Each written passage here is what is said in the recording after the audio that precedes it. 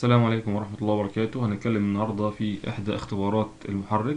هنتكلم عن اختبار الرشاشات أو البخاخات أو الانجكتورز، نعرف كفاءة الانجكتورز بتاعتي كويسة أو فيها تسييل أو مكتومة من خلال الاختبار بتاع النهاردة.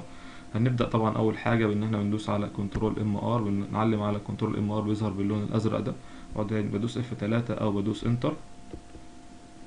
بياخد كام ثانية في التحميل وبعدين بيظهر عندي الشاشة دي، بختار منها اكتويشنز، وبعدين ادوس طبعا F3 او انتر.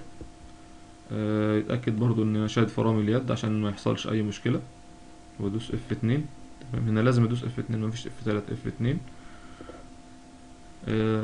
تمام. بختار برضو هنا تيست اوف سموث راننج، تيست اوف سموث راننج اللي هو متعلم عليه بالازرق ده، هو ده الاختبار بتاع الرشاشات اللي بيختفي بالرشاشات. بدوس F3 او انتر. طبعا في الحالة بتاعتنا هنا بيكون الانجن should be at idle speed، يعني المفروض المحرك بتاعنا يكون في على سرعة الصلنسية، يعني ما يكونش مزود مثلا الاكسلراتير او يكون مبطل العربية. لو مبطل العربية لا، مش هينفع اعمل كشف، يبقى لازم اكون مدور العربية رقم واحد، ورقم اتنين ان انا تكون العربية بتاعتي على الايدل سبيد او الصلنسية. بعدين ادوس F2.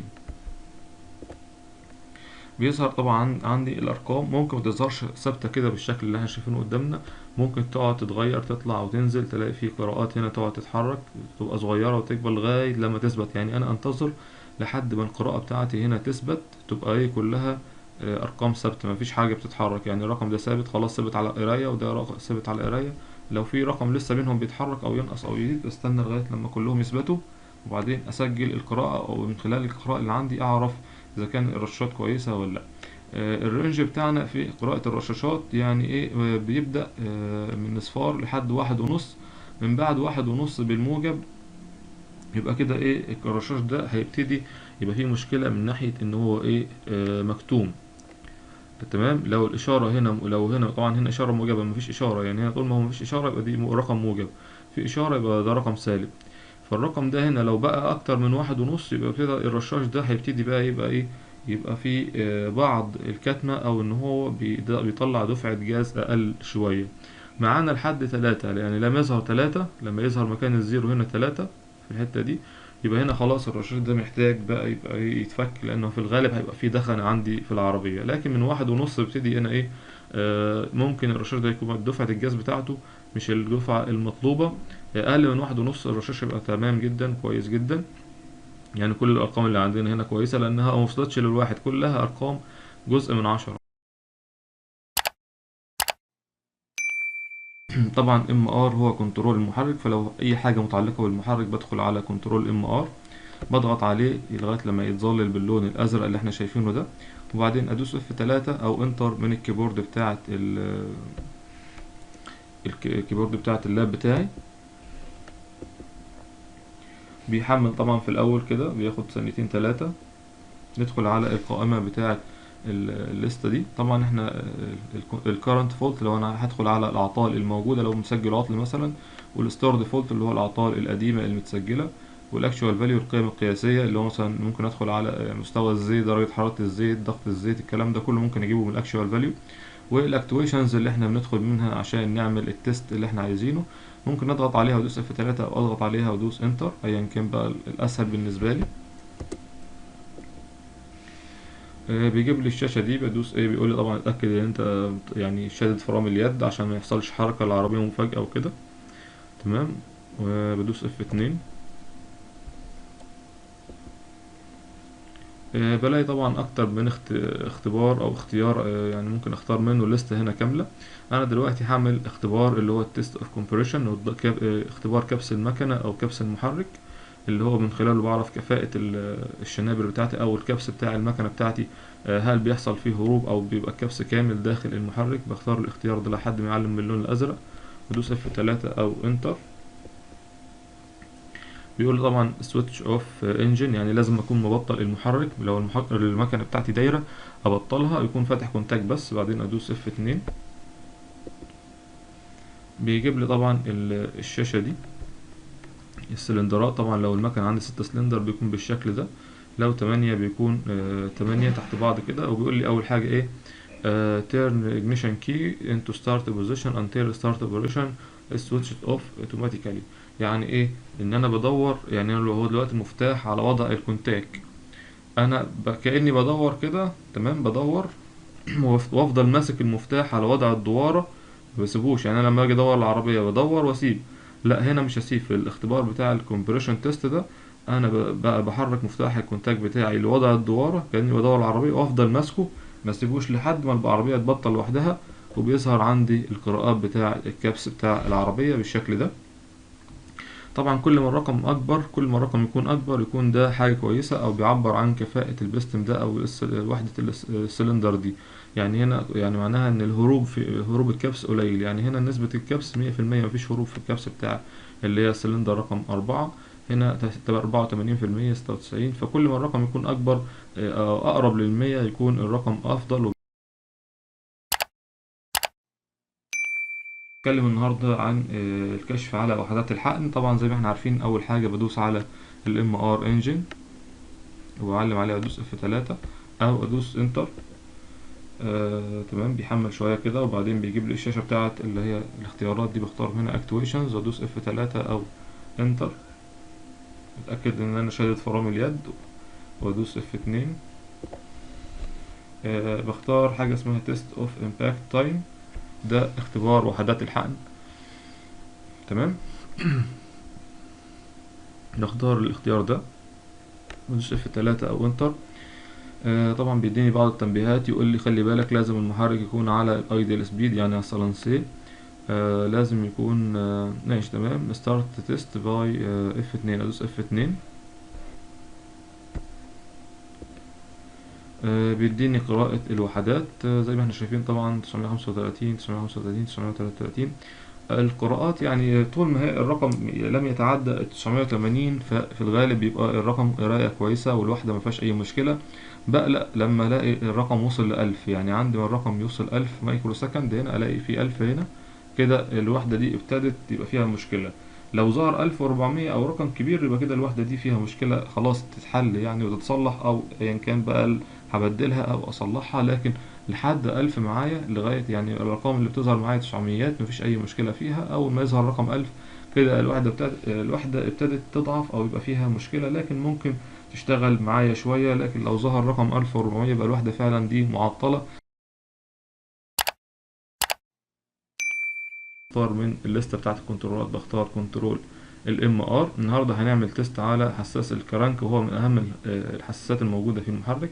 وهو لو في مشكلة ممكن في الغالب بعض الأحيان المحرك بتاعي ما يدورش. تمام، بختار الاختيار ام ار وادوس على F3 او انتر. نختار اكتويشنز واختار بعدها F3 او ادوس انتر. التنبيه كالعادة بيقول لي نحاول طبعا تكون مأمن العربية بتاعتك وشادد فرامل اليد. ادوس F2. بختار حاجة اسمها check of incorrect polarity. الاختيار ده check of incorrect polarity، بدوس عليه وادوس F3 او انتر. بيقول لي طبعا the wiring of crankshaft speed sensor is checked. The test is necessary after carrying out repair work if the test fault. مش هتعمل كمان. بيقول لي يعني ايه الاختبار ده بيتعمل في الغالب لما اكون عامل يعني ايه داير اصلاح في المنطقة اللي هي تخص الكرانك شافت والكام شافت.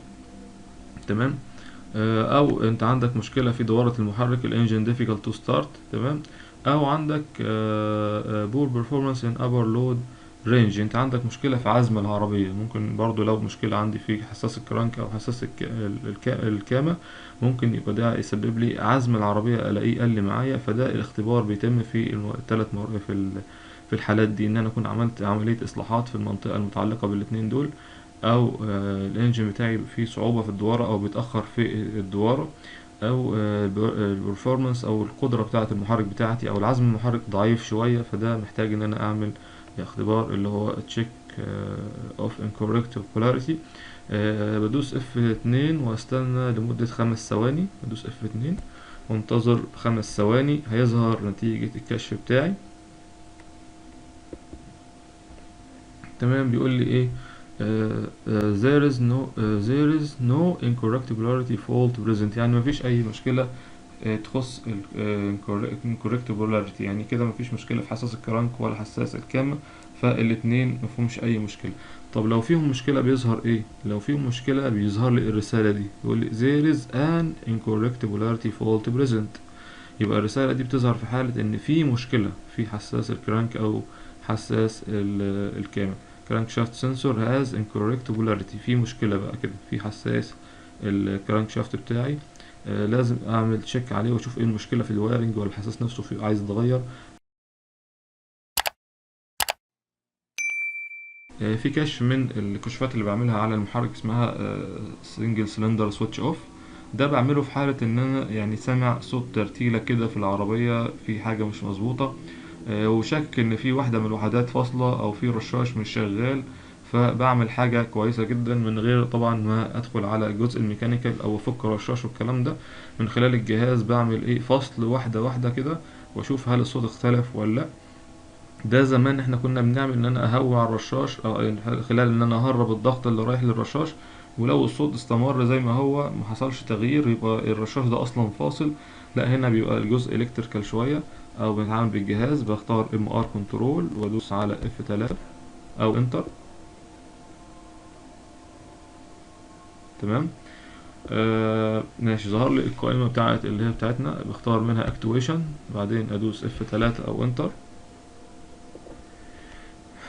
اتاكد طبعا ان انا شادد فرامل اليد عشان العربية متتحركش، ادوس اف 2. يظهر لي القائمة بتاعتنا، بختار حاجة اسمها سنجل سلندر سويتش اوف. سنجل سلندر سويتش اوف هو اول اختيار فوق خالص، بختار وادوس اف 3 او انتر. بيظهر لي الشاشة بالشكل ده. طبعا بيقول لي نوتس يعني خلي بالي منها، انجن شود بي ات ايديال سبيد، يعني المحرك بتاعي يكون على الايديال سبيد اللي هي سرعة الصلنسي. سويتش اوف سلندرز ات ايديال سبيد، يعني بيقول لي اعمل لما تيجي تعمل حاجة زي كده اعملها على الايدل سبيد، ان انت مثلا ما ينفعش تزود وتوقف واحده من الوحدات دي. لا طب دلوقتي عشان اعمل سويتش اون بدوس اف 3، لو اعمل سويتش اوف ادوس اف 5. يعني ايه سويتش اون يعني ايه سويتش اوف؟ هو طبيعي ان هما كلهم يكونوا اون، يعني حاله طبيعيه للعربيه ان كلهم يكونوا اون، كل الوحدات شغاله. لكن انا لو عايز اوقف مثلا واحده معينه وليكن واحد، بدوس عليها وادوس اف 5 من هنا او اف 5 من الكيبورد. تمام. يوقف لي الوحدة رقم واحد دي. تمام. يعني ايه دلوقتي لو في صوت مختلف، الصوت اختلف عن الاول، يعني انا دلوقتي اهو هرجعها تاني، مثلا ادوس كام اف 3 هترجع تاني كده الصوت اللي هو الطبيعي بتاع العربية.